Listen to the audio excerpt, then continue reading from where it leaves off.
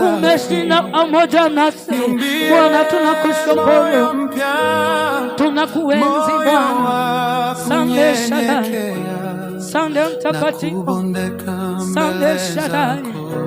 Tunakina wewe usiku wa leo Bwana, tunatamani ukatongoza usiku wa leo katika jina la Yesu, katika jina la Yesu Kristo. Winuliwe Bwana, uheshimike Mfalme. Bila wewe mimi siwezi kitu, bila wewe siwezi kitu, moyo wa kunyenyekea. Tutakuabudu, tunasema ni asante kwa ajili ya jioni ya siku ya leo Jehova, ambao umetupa kibali kwa katika nyumba lako Bwana. Tunasema ni asante Bwana. Tunaomba wakati tuendapo kusikiza kutoka kwako Bwana, ukaweze kumpaka mafuta mtumishi wako mara tena Bwana. Tunaomba ukaweze kupanua hili neno kwa kiwango kingine kwa utukufu wa jina lako. Tuandae Mfalme tuendapo kupokea kwako, masifa na utukufu Jehova zikakurudie. Tamalaki, maana kuna mwingine aliye kama wewe, na ni katika jina la Yesu tumeomba tukishukuru.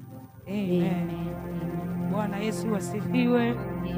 Ningependa tukaweze kusimama tunapomkaribisha mtumishi wa Mungu ili akaje kunena kile Mungu ameweka ndani ya moyo wake, nasi tukaweze kubarikiwa.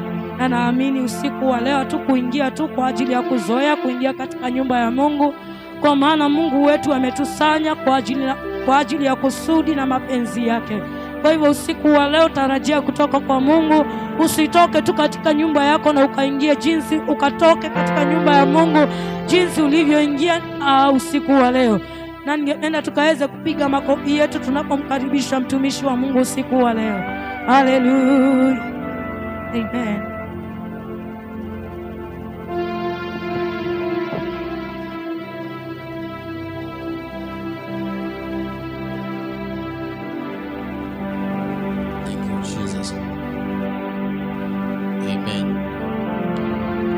Tunashukuru Mungu jioni ya siku ya leo kwa sababu ya uzuri wake na kwa sababu ya neema ambayo ametukirimia kuwa katika nyumba yake siku ya leo. Ningependa tuweze kuketi miguuni pa Yesu tunapoenda kusikia neno lake, na itakuwa baraka. Amen. Amen. Ningeomba kama tunaweza keti hapa katikati, ndio sikuwa ninahubiri nikiangalia ni kama nahubiria watu walio nje. Tunaweza concentrate na hapa katikati, na ili focus yangu iwe hapa karibu, isiwe uko na kule. Amen. Jioni ya leo tunataka kuendelea mafundisho yetu ya Biblia katika kitabu cha Wakorintho wa pili. We want to continue with our Bible study in the book of 2 Corinthians, where we left last week, mahali ambapo tulikuwa tunaongozwa na Pastor Ross. And I understand we are in 2 Corinthians chapter 11. We are almost done with the book of 2 Corinthians. We have around 2 chapters to go. And so Pastor alinijulisha kwamba tuliweza kufikia mstari wa 21, kwa hivyo leo tunaanza mstari wa 22. Amen. And from verse 22, the Bible is talking about the suffering of Paul for the sake of Christ. Praise the name of Jesus. We are going to see the things that Paul has suffered for the sake of Christ, not because he had done anything wrong, but because he was not ashamed of the gospel of the kingdom of God, and he was so eager to make sure that anybody and everybody everywhere came to the knowledge of the Lord Jesus Christ, who is our Lord and Savior. Amen. And so I want us to read from verse 22, and I want us to continue until mahali Mungu atatuwezesha. Are they Jews? Are they Hebrews? So am I. Are they Israelites? So am I. Are they the seed of Abraham? So am I. Are they ministers of Christ? I speak as a fool, I am more. In labors, more abundant. In stripes, above measure. In prisons, more frequently. In deaths, often. From the Jews 5 times I received 40 stripes minus 1. 3 times I was beaten with rods. Once I was stoned. 3 times I was shipwrecked. A night and a day I have been in the deep. In journeys often. In perils of waters. In perils of robbers. In perils of my own countrymen. In perils of Gentiles, in perils in the city, in perils in the wilderness, in perils in the sea, in perils among false brethren, in weariness and toil, in sleeplessness often, in hunger and thirst, in fastings often, in cold and nakedness, besides the other things, what comes upon me daily, my deep concern for all the churches. Who is weak, and I am not weak? Who is made to stumble, and I do not burn with indignation? If I must boast, I will boast in the things which concern my infirmity. The God and Father of our Lord Jesus Christ, who is blessed forever, knows that I am not lying. In Damascus the governor, under Aretas the king, was guarding the city of the Damascus with a garrison, desiring to arrest me, but I was let down in a basket through a window in the wall and escaped from his hands. Praise the name of Jesus. Let's pray. So, Father, we thank you because of this word. Your word is alive, your word is powerful, your word is sharper than any two-edged sword. And Lord, I thank you because of your loving kindness, and I thank you because of your grace. Lord, to be gathered in this place to hear from you, and Lord, to receive from you. We humble ourselves before you, asking you, Lord, that you may open our understanding, that we may understand your word. Open our hearts, Lord, that we may receive and believe your word. And Lord, I pray that you may empower us by your Holy Spirit this evening, that Lord, we may be able to do and to obey your word. We thank you because through these words, you are going to encourage us, you are going to be with us, you are going to show us your goodness. In Jesus' mighty name we pray. Amen. Bwana asifiwe.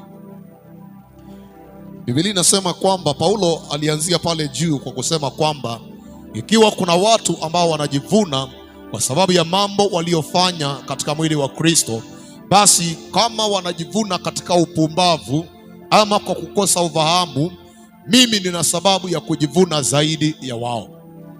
Amen. Kile kinafanya wajivune, ikiwa ni achievement katika kazi ya huduma, basi nina sababu ya kujivuna zaidi ya wao, maana kile nimeachieve ndani ya huduma ni zaidi ya wengi walivyofikia. Praise the name of Jesus. Na ni kwa nini Paulo anaita kujivuna upumbavu? Anasema I will boast, I will be a fool to boast like they do. Ni kwa sababu ikiwa kuna kitu chochote tunafanya ndani ya mwili wa Kristo, we are doing it not because of our own strength, but we are doing everything through the grace of God and the empowerment of God. Bwana Yesu apewe sifa. Na kwa hivyo Paulo anaita kujivuna kule upumbavu kwa sababu in real sense Kristo ndiye hufanya kazi yake kupitia kwa maisha yetu. Hakuna mwanadamu aliye na uwezo na nguvu ya kutumikia Kristo kwa nguvu zake. And that's why the Bible says it is the spirit that gives life, the flesh profits nothing, in the book of John. Bwana asifiwe. So wakati Paulo anasema nitajivuna, alikuwa hapa anaangalia mambo yanayojifanya ama yanayofanya watu hawa wajivune. na akawa ana dissect. Wengine wanajivuna kwa sababu ni Wayahudi. Je, anauliza kama wao ni Wayahudi na si watu wa mataifa, na kwa sababu ya hiyo wanapata kitu cha kujivunia, hata mimi pia ni Myahudi. Amen. Kwa hivyo ikiwa wanajivunia na the fact that they are Hebrews, I am also a Hebrew, so I have a reason to be proud and to boast being a Hebrew. Amen. Anasema wengine ikiwa wanajivuna kwa sababu ni Waisraeli na si watu wa mataifa, basi mimi pia nina sababu ya kujivuna kwa sababu niko Mwisraeli. Amen. Praise the name of Jesus. Hallelujah. Unajua vitu ambavyo Paulo anazungumzia hapa ambavyo vinafanya watu wajivune, especially kama kukuwa Myahudi, kuwa wa kabila ya Kiyahudi, ama kuwa wa taifa la Israeli. Hivyo ni vitu ambavyo hata watu nyakati zetu hujivunia. Amen. Na mara nyingi vitu vile vinaonyesha wakati mwingine kutoelewa, na vinaonyesha utoto katika maisha ya ulimwengu na maisha ya rohoni. Bwana asifiwe sana. Unapata kuna watu ambao wameokoka, lakini they are too proud of their tribe more than they are proud of being in the kingdom of God. Kuna watu wameokoka lakini wameshikilia maswala ya ukabila zaidi ya vile wameshikilia maswala ya kuwa wameokoka. There are people who are proud to be of a certain tribe more than they are proud of being in the kingdom of God. Na wapendwa, ikiwa kuna kitu cha kujivunia, si kwa sababu tumezaliwa katika kabila fulani, si kwa sababu tumetoka katika taifa la Kenya. Kile tunapaswa kujivunia ni kwa sababu majina yetu yameandikwa katika kitabu cha uzima, na kwamba we belong to the family of God. Praise the name of Jesus. Na ndio Paulo anaita hii upumbavu ambao watu wanajivuna kwa sababu ni wa kabila ya Kiyahudi na kwa sababu ni wa taifa la Israeli. Lakini unaweza kuwa Myahudi, unaweza kuwa Muisraeli, bali wewe si wa ufamilia na si wa citizen ama kingdom ya Mungu. Bwana asifiwe sana. Ni afadhali mtu awe hata ana taifa lolote, ni afadhali mtu aitwe hata mkosa kabila, lakini awe mtu ambaye mbingu inamjua, ufalme wa Mungu unamfahamu, na majina yake yameandikwa kwa kitabu cha uzima cha mwana kondoo. Amen. Na ndio maana Yesu alipowatuma wanafunzi wake, wakaenda wakakuja na ripoti ya kwamba Bwana, mapepo yalikuwa yanatutii kwa jina lako.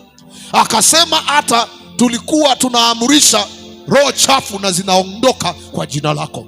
Na wakaja na furaha sana. Yesu akawaambia, sikizeni niwaambie, niliona shetani akishuka kama umeme kutoka juu mbinguni. Kwa hivyo msifurahie kwa sababu mapepo yalikuwa yanawatii. Furahini kwa sababu majina yenu yameandikwa kwa kitabu cha uzima wa milele. Amen. Hakuwaambia furahini kwa sababu nyinyi ni Wayahudi. Hakuwaambia furahini kwa sababu nyinyi ni wana wa Israeli.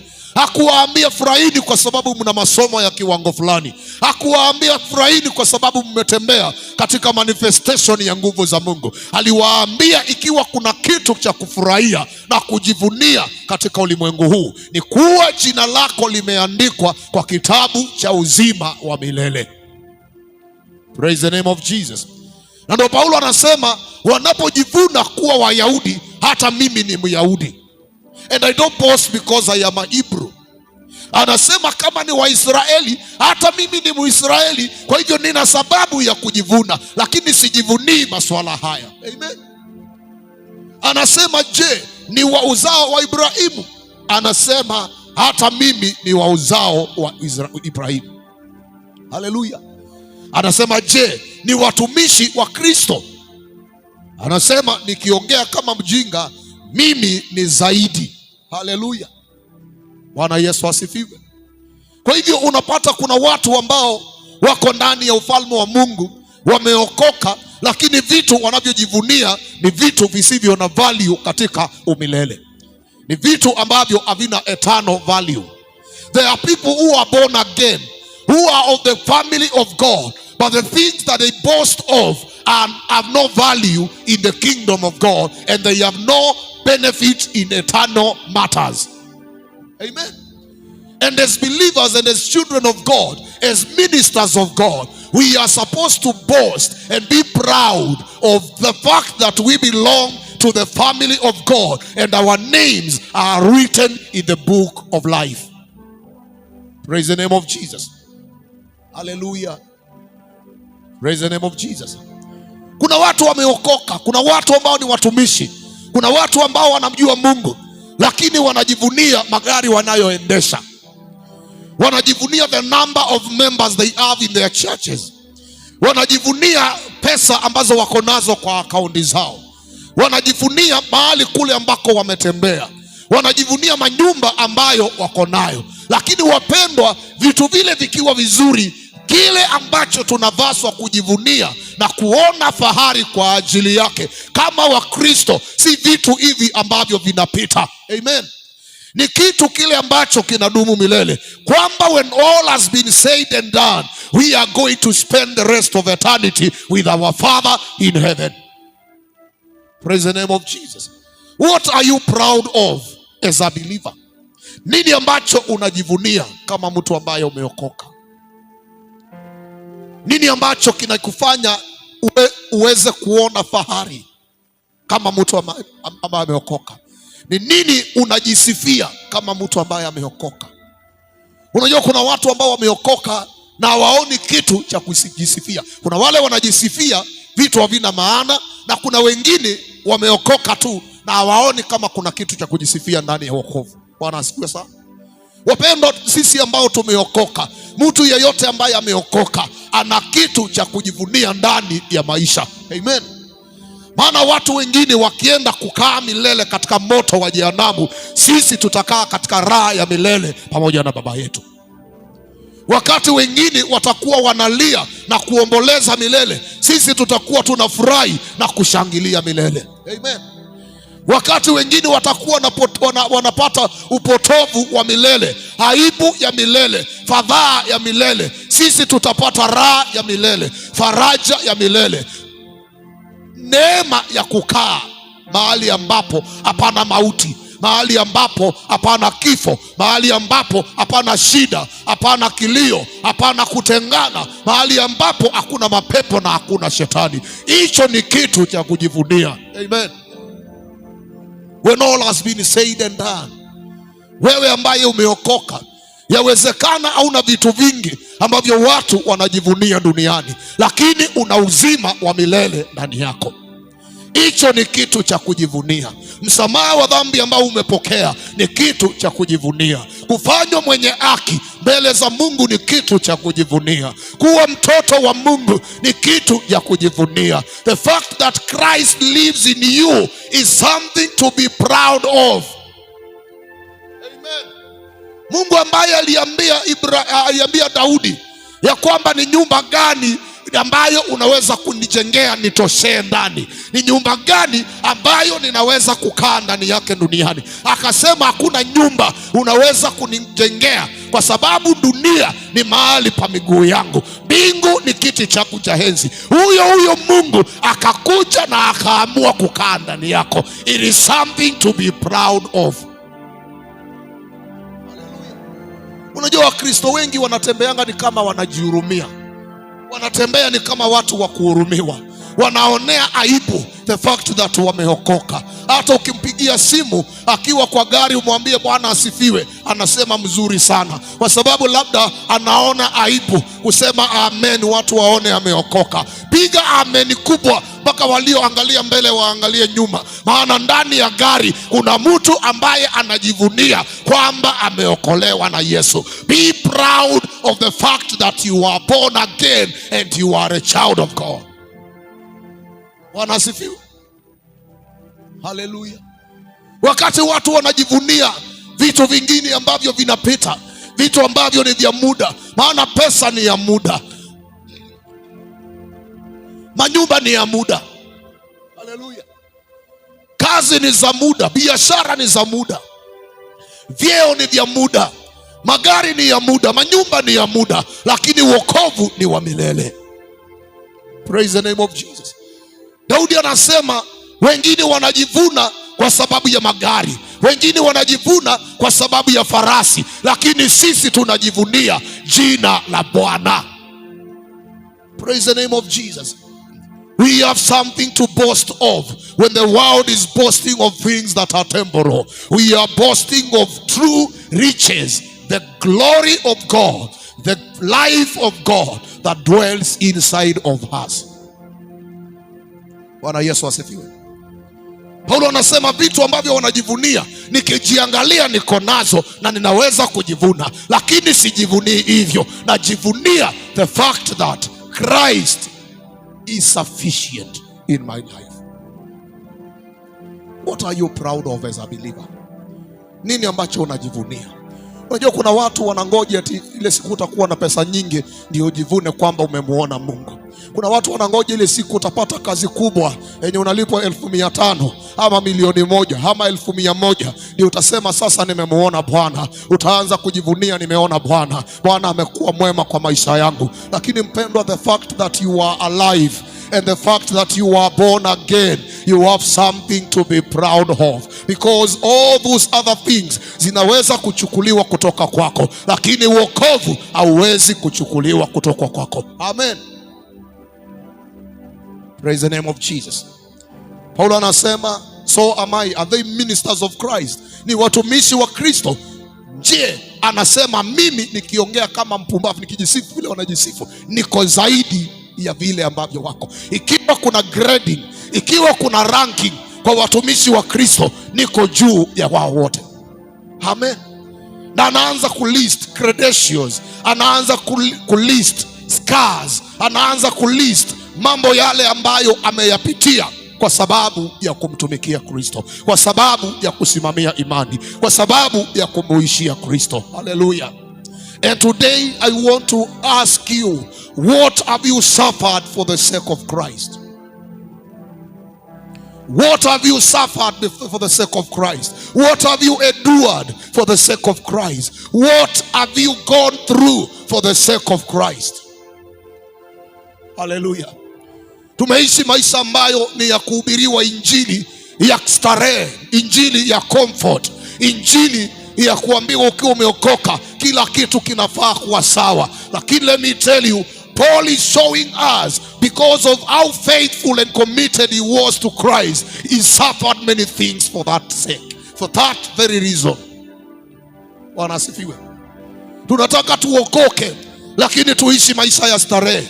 Tunataka tuokoke lakini tufuate Kristo at our convenience. Tunataka wokovu usio na kubeba msalaba. Na Yesu alisema, ikiwa unataka kunifuata, Yesu mwana wa Mungu, itabidi ujikane mwenyewe, uchukue msalaba wako, ubebe na unifuate. Wakristo wengi wanataka injili isiyo na msalaba, wanataka wokovu usio na msalaba, wokovu usio na kujinyima, wokovu usio na kujikana. And Paul is showing us a true example of how and what it means to follow Christ. There is a lot of sacrifice, there is a lot of price to be paid for us to follow the Christ Jesus of the Bible.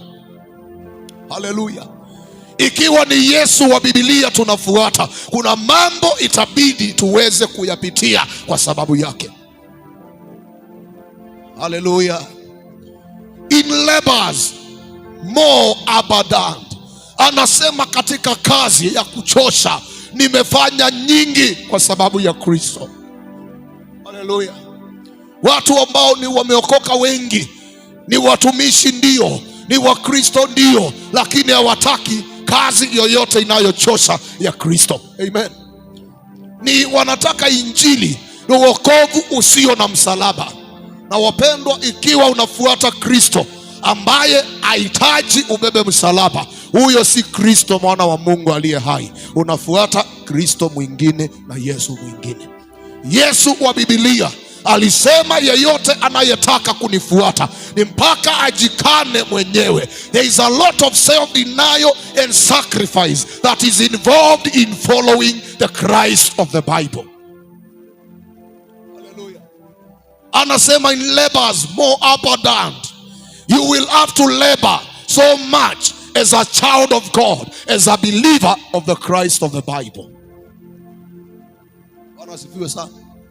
In labors, anasema kwa kazi yake nimefanya nyingi. Hallelujah. In stripes above measure, katika mijeledi nimepigwa isiyo na kipimo. Hallelujah. Paulo anasema nilipigwa. Hakupigwa tu na maneno, alipigwa physical stripes. Na sisi tunataka wokovu ya mtu akikuongelesha neno moja usikia amekukwaza, unaacha kanisa, unaama katika ushirika, unaanza kukaa umenuna, unasema Wakristo wa siku hizi ni fake. Paulo alipigwa mijeledi, lakini bado aliamuka na akaendelea kufuata Kristo. Yeye hakuachana na wokovu, hakuachana na ushirika. Watu waliomtesa, waliompiga ni watu wa taifa lao, lakini bado aliendelea kuwatumikia, aliendelea kuwahubiria, aliendelea kuleba for Christ, for the sake of them.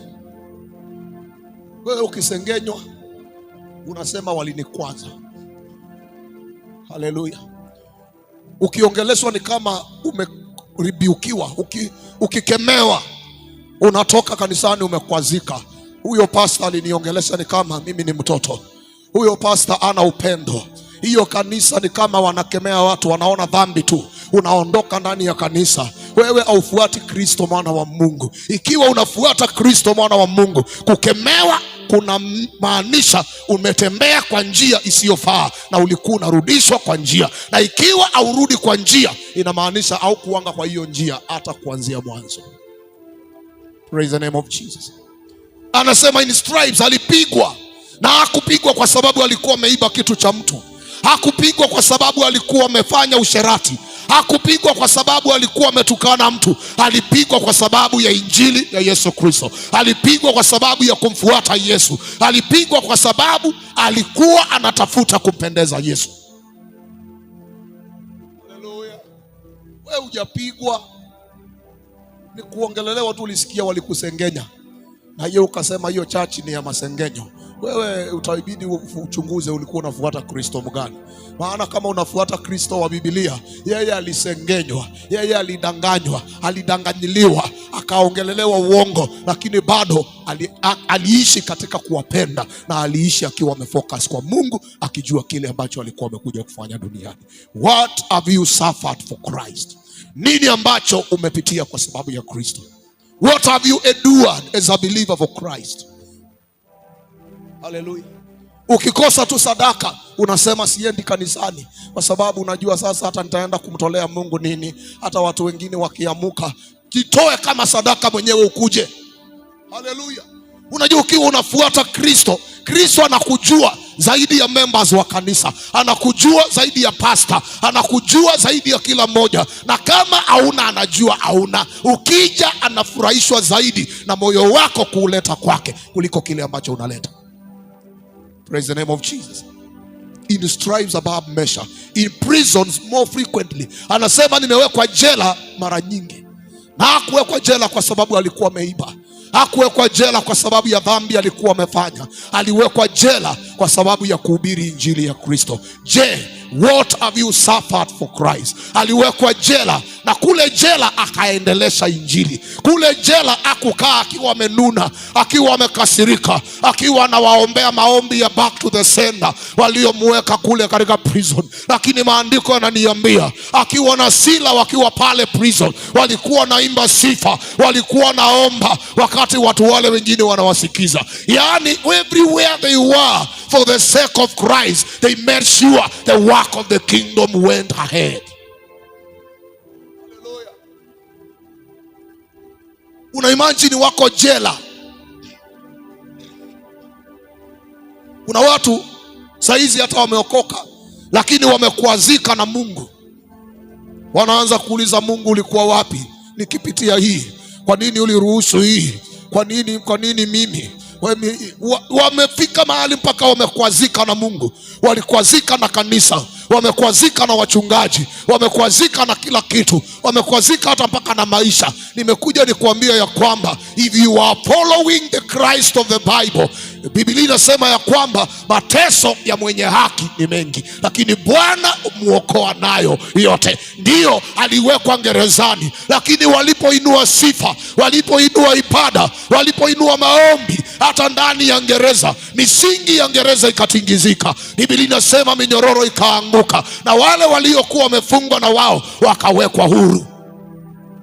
Bwana Yesu asifiwe. In prisons more frequently, and not because he had sinned, but because of preaching the gospel of the kingdom of God. What have you suffered for the sake of Christ? Ni mambo gani ambayo umepitia kwa sababu ya Kristo? Paulo ana mention the scars. Ana mention scars.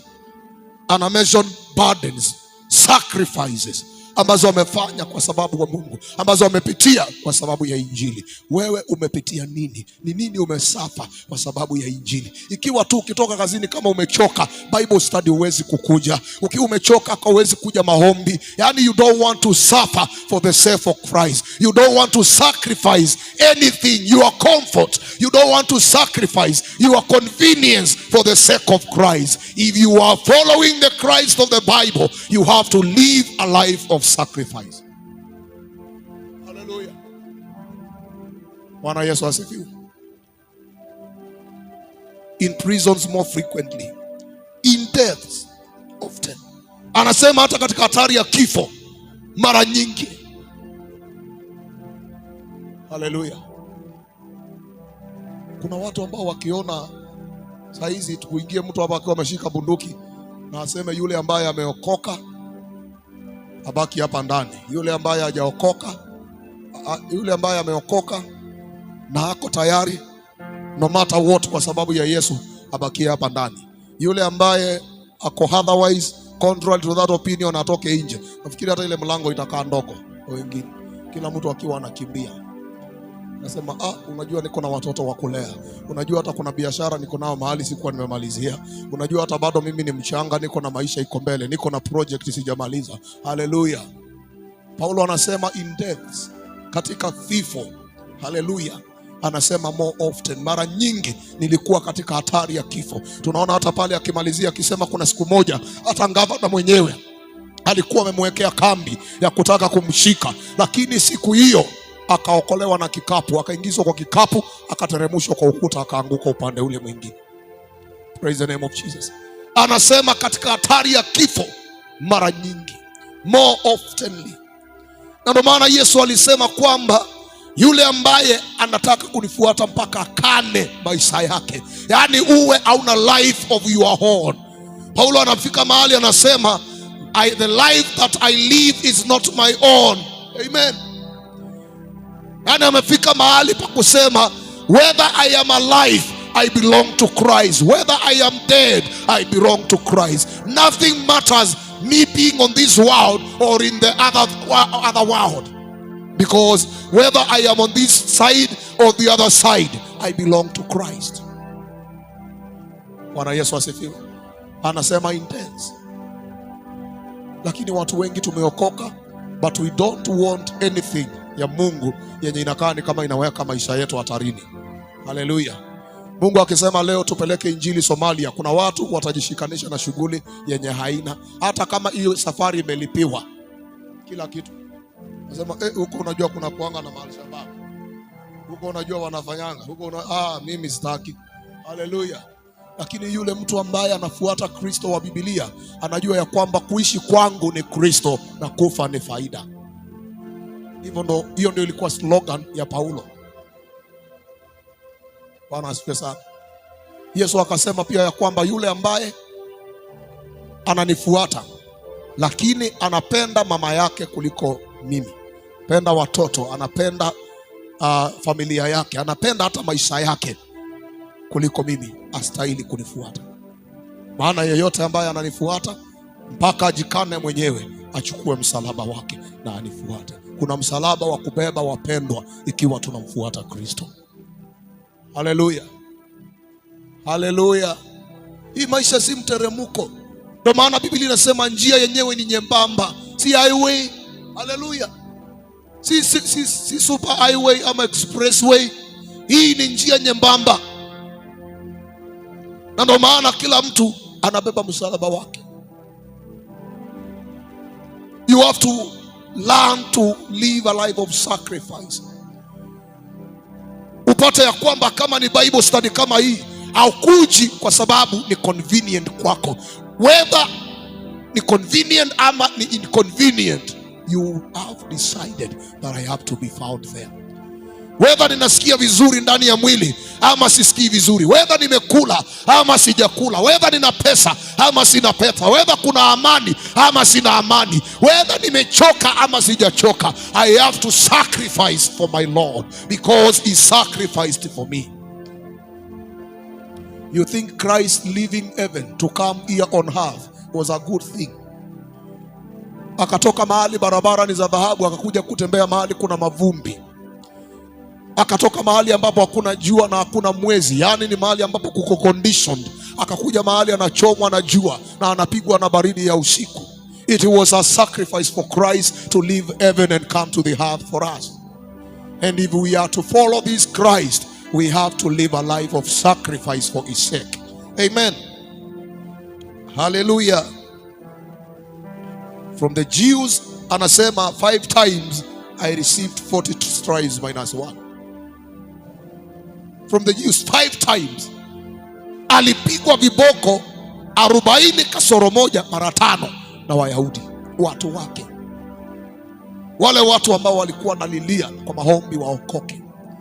Walimpiga mara 5, lakini hakuachana na injili. Lakini hakumwacha Kristo. Wewe ulipigwa mara ngapi?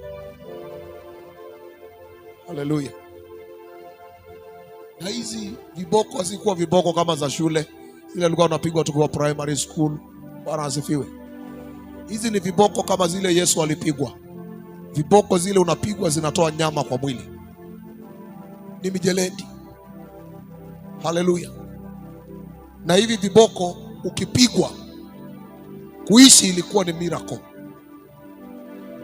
Maana zilikuwa zinakuchipua mwili, unabaki ukiwa unatoa damu nyingi.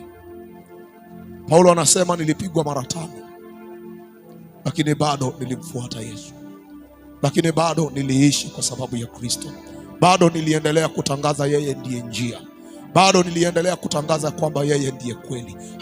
What have you suffered for the sake of Christ? At least watu ambao tunaenda mission tunaweza kusema kuna tu mateso kidogo. Kuna mahali tulienda kuhubiri, watu wakakuwa wanatembea na miguu tupu, kumenyesha, wanaanguka, mtu anakaa kwa matope, na kunanyesha na bado anaendelea. Na saa hiyo ni saa 4 usiku. Uto ni tu mateso kidogo. Ilikuwa ni kwa sababu ya Kristo. Hao ni watu ambao wanaweza kusema there is something I have gone through for the sake of Jesus and the gospel of his kingdom. But they are believers ambao hawawezi watakwambia ile mateso yenye waliteseka ni wakati bosi alikuja akawasomea asubuhi. Hiyo si mateso. Bwana asifiwe. Paulo anasema mara 5 nimepigwa mijeledi 39 kutoka kwa Wayahudi, lakini bado niliendelea na Kristo. 3 times I have been beaten with rods.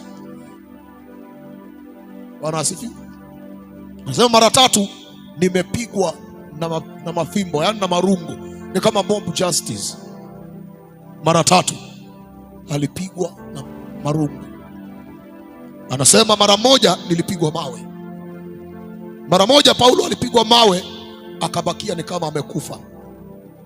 Lakini asubuhi akafufuliwa na Mungu na akaingia tena akaendelea kuhubiri injili katika Yerusalemu.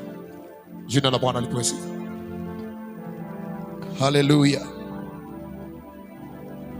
Once I was stoned, 3 times I was shipwrecked. Anasema niliharibikiwa na mashua mara 3 nikiwa ninapeleka injili.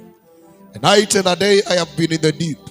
Anasema siku moja usiku na mchana nilikuwa katikati ya bahari, ndani ya bahari, mahali ambapo hujui east ni wapi, west ni wapi, north ni wapi, south ni wapi, kwa sababu ya injili na kwa sababu ya Kristo. In journeys often, katika safari za injili nimekuwa na nyingi. In perils, katika mateso ya maji, katika mateso ya waizi ama wanyang'anyi, katika mateso ya watu wa nchi yangu wenyewe Wayahudi, katika mateso ya watu wa mataifa wa Yunani, Gentiles, katika mateso mjini kwa towns, katika mateso ndani ya jangwa, katika misitu, kwa mateso ndani ya bahari, kwa mateso katikati ya ndugu ambao ni wa uongo. Haleluya. Hivyo si wewe ambaye umekwazwa kanisani na katikati ya watu ambao wanasema Bwana asifiwe. Paulo anasema niliteswa na watu ambao walikuwa ndugu lakini ndugu gushi ama ndugu fake, false brethren. They inflicted pain on me, but I did not leave the gospel. I did not leave the church of Jesus. I did not forsake my God. I did not forsake the gospel of Jesus Christ. Amen. What have you suffered? How many things have you suffered? Hallelujah. Yule ambaye labda hata unatutazama kwa mtandao, unasema ya kwamba mimi niliwachana na kanisa, mimi nilichoka nikawachana na wachungaji. Paulo anasema mambo mengi aliyopitia, lakini bado hakuachana na Kristo, hakuachana na Injili, hakuachana na kazi ya Mungu aliyokuwa amemuitia. Alikuwa anaingia ndani ya hao masinagogi ambao walikuwa wanampiga mijeledi, ambao walikuwa wanampiga mawe, ambao walimpiga viboko, ambao walikuwa wamemtesa na kumpitishia magumu, na bado akahubiri Injili ya upendo wa Kristo. Praise the name of Jesus. What have you suffered for Christ? What have you endured for the sake of Christ? What have you sacrificed for the sake of the gospel of Christ? Praise the name of Jesus. In weariness and toil, katika kuchoka na katika kung'ang'ana. Kwa hivyo si wewe unachokanga peke yako. Paulo alichoka, alifanya kazi ngumu akachoka, akawa anaona ni kama kuna sababu za kutosha za kuachana na kupumzika, lakini anasema bado nilichoka, lakini niling'ang'ana nikiendelea kuubeba msalaba wangu na kumfuata Yesu. Mpendwa, katika wokovu kuna mambo yatakuchokesha, utakwazwa na watu, kuna magumu utakutana nayo, lakini we have a responsibility of looking unto Jesus, the author and the finisher of our faith. We have a responsibility of carrying our own cross and following our Lord Jesus Christ. Praise the name of Jesus. Hallelujah. In sleeplessness often, katika kutolala mara nyingi. Anasema niliishi maisha hata ya kutolala siku nyingi. Maisha ya kukesha, hiyo ni maisha ya kukesha. Sleeplessness, anasema often. Hallelujah. Anafanya shughuli zake mchana, usiku ako katika maombi, jioni ako katika maombi, jioni ako katika shughuli ya Bwana. Tunaona katika kitabu cha Matendo ya Mitume tukionyeshwa mahali alihubiri mpaka saa 6 usiku, mpaka ndugu mmoja anaanguka kutoka kwa dirisha, anakufa, anamfufua na injili inaendelea. Sleeplessness. Hallelujah. Lakini wewe kesha kwako ni mzigo. Unataka ukujange kanisani wakati umelala, ukaamka saa 4, ukajitayarisha uingie saa 5 kanisani, hata Sunday maombi ya Friday uweze kupatikana. Unasema hiyo ndio nakuanga nimechoka, natakanga kwenda kulala mapema. Lakini hata ukienda kwa nyumba si kulala, unaipata tu kwa TV hapo kwa simu mpaka hata saa 6 usiku, na ulikosa kuja maombi ya saa 2 mpaka saa 4. Paulo anasema in sleeplessnesses often. Hallelujah.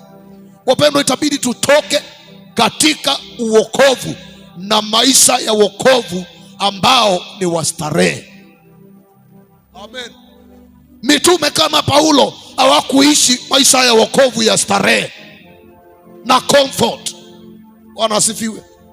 Ya kulalanga, unaamuka saa 1, unapiga haleluya 1, unanawa uso na unaamuka ukienda kazini. Hauna hata muda ya maombi. You can wake up in the morning at night to pray. Inabidi toke kwa maisha ya hiyo ya starehe nyingi.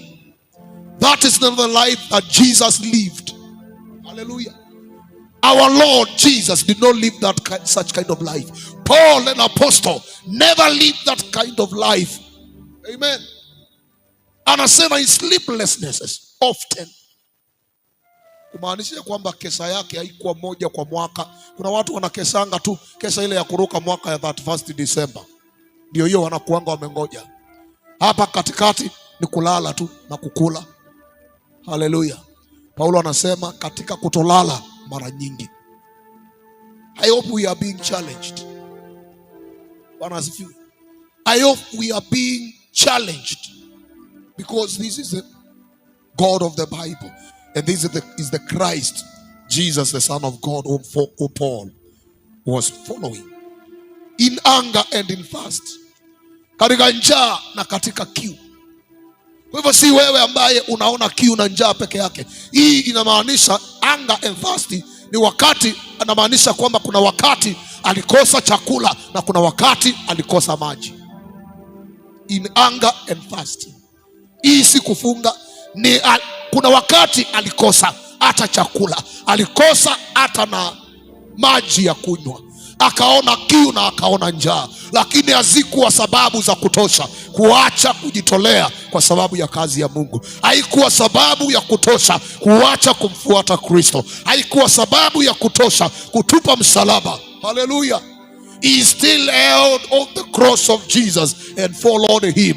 Wapendwa, kwa hii safari ya wokovu kuna changamoto tutakutana nazo, lakini changamoto isiwe sababu ya sisi kuwa reluctant katika kumfuata Kristo. Changamoto isiwe sababu tutaacha maombi. Changamoto isiwe sababu tutaacha ushirika. Changamoto isiwe sababu ya kuwa wazembe kuja kanisani. Isiwe sababu yetu kukosa na kufunga na kuomba. Isiwe sababu yetu kupotea kanisani. Changamoto zitakuwa, lakini mambo haya yote Kristo anatupatia ushindi. Paulo anasema in anger and in fasting, but still I follow the Lord. Still I was faithful to my calling. May the Lord God help us. In fastings often. Anasema katika kufunga. Ndio maana nimesema hiyo ya hapo nyuma ya hunger and fast ni wakati alikosa chakula. Fasting ni wakati yuko na chakula, lakini anaamua kukiweka kando kwa sababu ya kumtafuta Mungu. Anasema in fastings often. Katika kufunga nilifunga mara kwa mara. Kuna watu tukifunga Januari, maombi ile ya kufunga tukianza mwaka, wao wamemalizana na kufunga. Siku zile zimebakia za mwaka ni za kukula na kusherekea. Na hayo si maisha ya mtu ambaye ameokoka.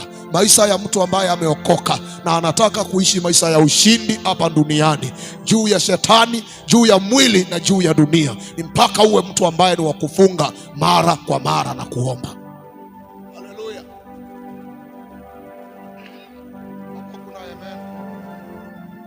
Bwana asifiwe sana. Anasema in fastings often, not once in a while. Often ni kitu anafanya mara kwa mara. Anafunga Monday, anakula Tuesday, anafunga Wednesday, anakula Thursday, anafunga Friday, anakula Saturday, anafunga Sunday. Hiyo siku nyingine anafunga Monday, Tuesday, Wednesday, anakula Thursday, Friday, anakula Saturday, anafunga tena Sunday, Monday, Wednesday. Hallelujah. Often inamaanisha mara kwa mara aliishi maisha ya kumtafuta Mungu katika kufunga na kuomba. Je, how often do you fast and pray? Kama unasema na ngoja siku atatangaza kanisani ndio tufunge. Mimi ngoja tu wakati pastor atatangaza kufunga. Na hata hiyo yenye imetangazwa unafunganga asubuhi, ikifika saa 7 unafungua. Paulo anasema ya kwamba often I fasted. Praise the name of Jesus. May God give us the grace to fast oftenly. Amen. In cold and in nakedness. Anasema kuna nyakati nilikaa katika baridi, na hata kuna wakati nilikaa katika uchi, nilikosa hata mavazi. Amen. Lakini bado nilimfuata Yesu. Besides the other things. Na anasema hata kuna mambo mengine mengi, kile kinakuja ndani yangu kila siku ni my deep concern for all the churches. Amen. Nasema katika mambo haya yote, kile ambacho kinakuja ndani yangu si kujihurumia na kujivuna kwa sababu ya mambo ambayo nimesafa kwa ajili ya Kristo. My burden and my deepest concern is the welfare of the church of Jesus Christ. Praise the name of Jesus. Hallelujah. Hallelujah. Anasema who is weak, verse 29, who is weak and I am not weak? Nani aliye mdhaifu na mimi siko mdhaifu pamoja na yeye? Anasema my concern is for the welfare of the church, kwamba kama kuna mtu aliye mdhaifu niweze kuidentify na udhaifu wake kwa kusudi la kumuinua kutoka kwa udhaifu wake. Amen. Unajua mambo mengi ambayo Mungu anakupitisha, Biblia inasema ya kwamba huleta mema. All things work together, Romans 8:28. All things work together for the good of those who love the Lord and are the called according to the purposes of God. Mambo mengi ambayo Mungu anakupitishia ni kwa sababu kuna ushuhuda anataka kutengeneza ndani yako, na ili utakapopatana na mtu ambaye anapitia kile ambacho umepitia, uweze kuwa na uwezo wa kumuinua na uwezo wa kumsaidia na uwezo wa kumtia nguvu. Amen. Hallelujah. Ukipatana na mtu ambaye alitafuta kazi sana na baadaye Mungu akamsaidia, akipatana na mtu ametafuta kazi miezi 2 na anataka kukata tamaa, atamwambia mimi nilitafuta kazi miaka 3 na Mungu akaja kunifungulia njia. Kwa hivyo hii miezi 2 si kitu. Endelea kungojea Bwana, endelea kuamini. Amen. Bwana Yesu asifiwe. Ukipata mtu ambaye alivumilia maisha ya ujana, akapigana na vita vya ujana, Mungu akamsaidia akaoa vizuri, atakuwa na uwezo wa kusimama na kuambia watu wengine hivi vita ukua katika maisha ya ujana, lakini ukisimama Mungu anakusaidia, Mungu anakuvusha salama. Amen. So hizi mambo zote ambazo Paulo anapitia, anasema who is weak and I am not weak, because I have suffered whatever these people suffer and I can identify with them for the purpose of lifting them up and helping them out of their issue and out of their predicament. Bwana asifiwe. Who is made to stumble and I do not burn with indignation? Ni nani ambaye anajikwaa na mimi sisikii kuchukizwa ndani yangu kwa sababu ya kile kinachomfanya ajikwae? Hallelujah. He is showing his deep concern for the church because he wants to lift the weak and identify with them, and also he wants to defend those who are being stumbled, kwa watu ambao wana spread uongo. Amen. Anachukizwa na uongo ambao unataka kukwaza na wengine na kuwaondoa kwa njia, na pia anahurumia walio wadhaifu, kutaka kuwainua katika udhaifu wao, awasimamishe vile Mungu amemsimamisha. Amen. Kwa hivyo anamalizia kwa kusema if I must boast, I will boast in the things which concern my infirmity. Ikiwa nitajivuna kwa mambo yanayohusu udhaifu wangu, maana wakati nilikuwa mdhaifu Mungu alinisaidia. Amen. Unajua wakati unajivuna kwa sababu ya udhaifu na mambo ambayo umekuwa mdhaifu, ni kwa sababu unajua ya kwamba you did not overcome by your power, you did not overcome by your strength, you overcame by the power of God and by the hand of God getting you out of that mighty clay. Amen. Bwana Yesu asifiwe. Na verse 31 anasema the God and Father of our Lord Jesus Christ, who is blessed forever, knows that I am not lying. Anasema Mungu wa baba yetu Yesu Kristo anajua, ambaye ni mbarikiwa milele, anajua ya kwamba mimi sidanganyi. Maana mambo ambayo alikuwa anasema, watu wanaweza kuona mtu mmoja amepitia mambo haya yote, lakini anasema ya kwamba Mungu anajua ya kwamba haya yote nikipitia alikuwa pamoja nami, na pia ni mkono wake ulionisaidia. Kwa hivyo anajua ya kwamba sidanganyi. Amen. Anapeana mfano mmoja pale kwamba akiwa Damascus, governor alitaka kumshika na wakalinda ule mji ili waweze kumkamata, lakini anasema kwamba kuna mtu aliyemteremusha kwa ukuta akiwa amemuingiza ndani ya kikapu, akatokea upande ule mwingine na ili akaweza kuepuka mikono yake. Bwana asifiwe sana. Nataka nimalizie kwa kusema hivi ya kwamba katika kila jambo ambalo Mungu anaruhusu upitie ndani yake, Mungu hufanya njia ya kutokea. Amen. Mambo haya yote ambayo Paulo alipitia, labda wakati huu shetani alikuwa anatafuta kumuua, alikuwa anatafuta kumuondoa katika kazi ya Mungu. But I want to tell you something, the devil cannot kill that which God has anointed to live. Amen. Shetani hawezi kuua yule ambaye Mungu ameita na akamtia mafuta kwa sababu ya kutimiliza makusudi yake. No one living in the will of God can die before their time. Unless you have completed your godly assignment, hakuna mahali unaweza kuenda, hata kama shetani atakupitisha kwa mambo gani, hata kama mapepo yatakutafuta namna gani, hata kama wanadamu watakutafuta kwa njia gani. God will always make a way of escape katika kila hali ambayo unajipata ndani yake. And you cannot leave this world until God decides it is your time to go, because your work is done. Na ndio maana tunaona wakati Paulo amemaliza kazi yake, anaandika akisema, nimevipiga vita vizuri, imani nimeilinda, na sasa mwendo nimeumaliza. Haleluya. Na sasa ninaenda kumiminwa mbele za Mungu. He knew that my work is up, and now I am ready to go to my Father, because I have finished the work that He gave me. So I want to encourage you, as I finish up, you might go through a lot of things for the sake of the gospel of Christ. Unaweza pitia mambo mengi, unaweza pitia majaribu mengi, unaweza pitia shida nyingi kwa ajili ya injili ya Kristo. But I want to tell you something, the devil cannot kill you out of this, cannot take you out of this world unless God says so, and unless you have finished the work that God gave unto you. Amen. Hallelujah. Paulo anasema hata huyo gavana ni mtu ambaye ako na uwezo, mwenye akiamua kumaliza hawezi kuishi siku nyingine. Lakini anasema hata huyo wakati aliinuka, Bwana alisababisha nikaingizwa ndani ya kikapu na nikaepa mikono yake na majeshi yake, kwa sababu muda wangu ulikuwa hujafika, kazi nilikuwa sijaimaliza. Haleluya.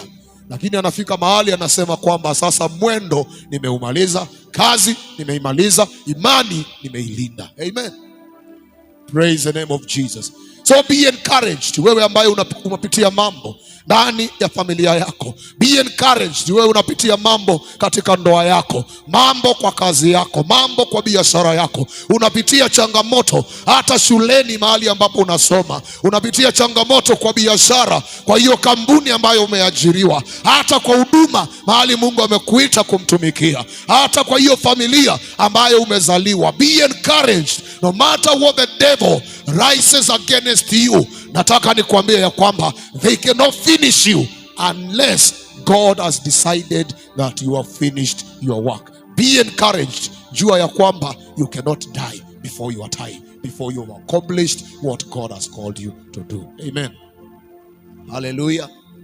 And understand this, that as a believer and as a child of God living in the will of God, no matter what comes your way, God will always make a way of escape. Amen. And those things are working for your good, because you are the God of God and you are born again and you love God. Let us stand on our feet.